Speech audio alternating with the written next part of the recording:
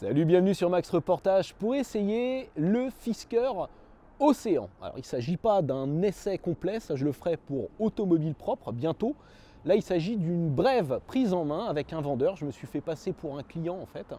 Maintenant je ne leur ai pas menti, hein. Je filme, ça se voit, je suis avec mon micro.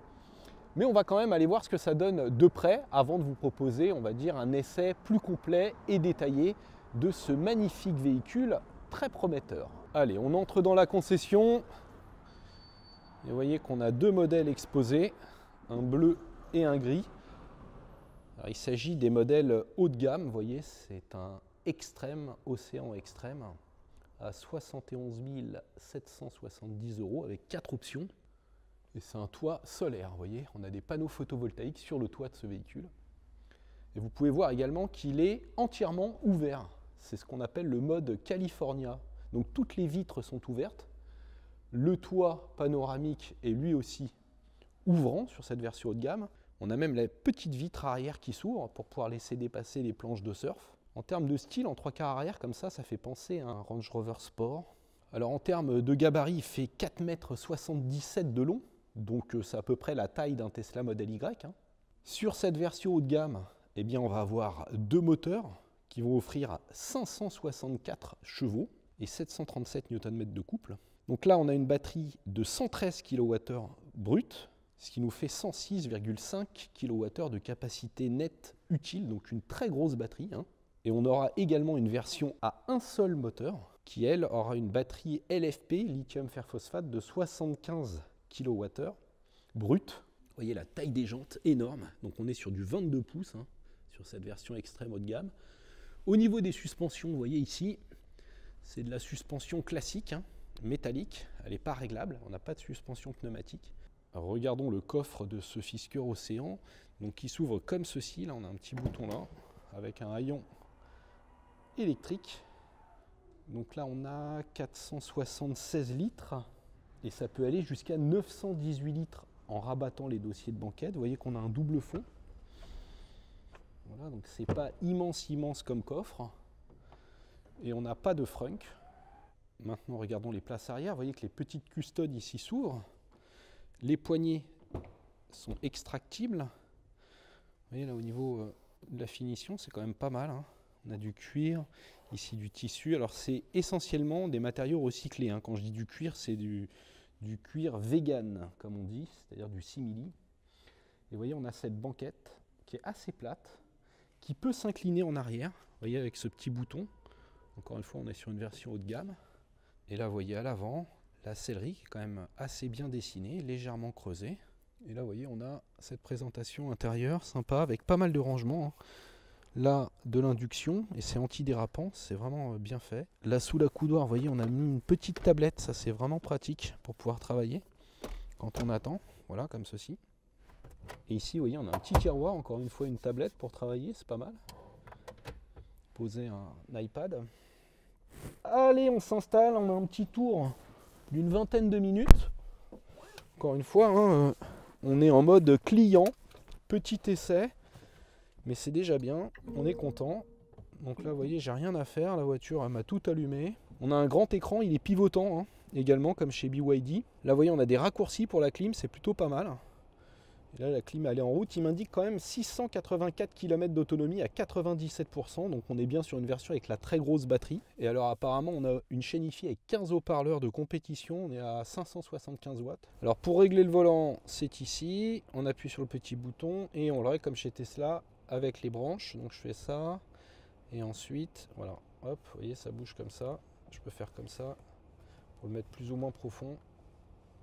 Allez, on démarre, drive. Donc c'est avec le commodo de droite. On a des commodos sur cette Fisker, ça c'est bien par rapport au Tesla. Et la pédale d'accélérateur est assez molle parce que je dois être sur le mode éco. Il met Hertz là, le mode terre. Donc pour changer les modes de conduite, j'ai un petit bouton ici. Voilà, donc là je me suis mis en fun, hyper, avec mon accent magnifique. Donc là on est dans une zone industrielle, je suis en hyper, je vais accélérer un petit peu quand même. Ouf, ah oui, oula, alors là pour le coup la pédale d'accélérateur elle est réactive et ça bombarde.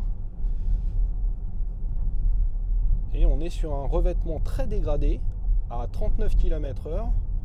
On entend un petit peu de bruit de mobilier quand même, mais on est sur des jantes de 22 pouces et sur des suspensions métalliques, hein. Donc bon, c'est pas non plus catastrophique au regard de l'équipement. Donc on voit que j'ai pas mal d'aide à la conduite. Ici j'ai l'indicateur de vitesse. Et alors ici, après, quand je vais dans les réglages, je peux modifier la poussée maximale boost, bas, moyen.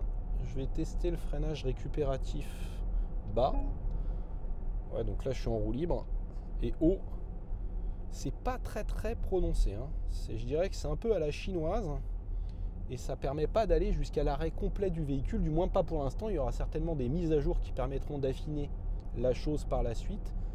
Mais c'est marrant, j'ai un rétroviseur caméra. Il est sympa d'ailleurs. Bon, je peux pas le bouger, il faut que j'appuie. Ah ouais, je fais comme ça ou comme ça, d'accord.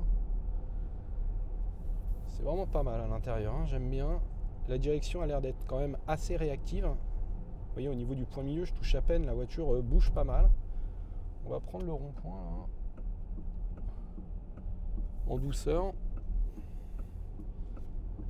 J'appuie un petit peu, je vais faire le tour exprès du rond-point pour la mettre un petit peu en appui. Ouais, ça prend un peu de roulis, ce qui est normal, hein. C'est très lourd hein, comme véhicule. Avec une batterie aussi grosse, on va être à plus de 2 tonnes 4 hein, quand même. Mais bon, encore une fois, comme toutes les voitures électriques, même si elles sont lourdes, elles sont plutôt bien équilibrées.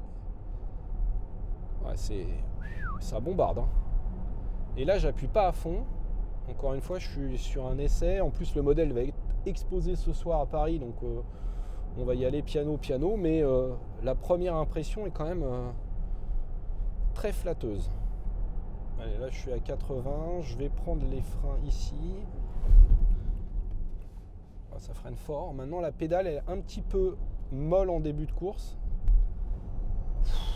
Oh là là, les axles. C'est sympa, hein.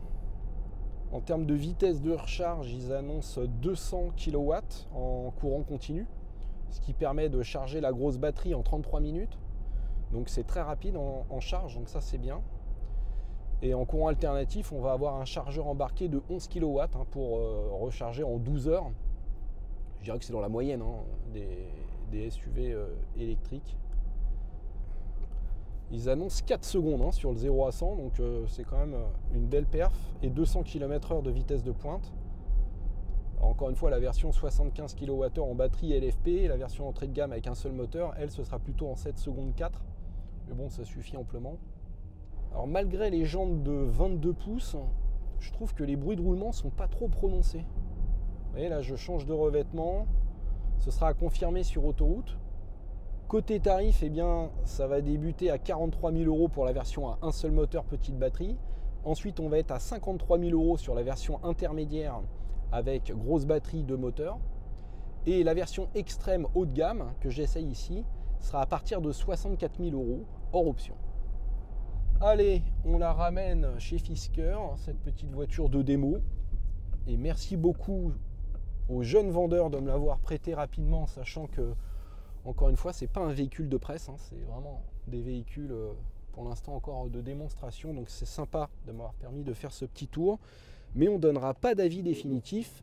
On fera ça sur le site d'Automobile Propre.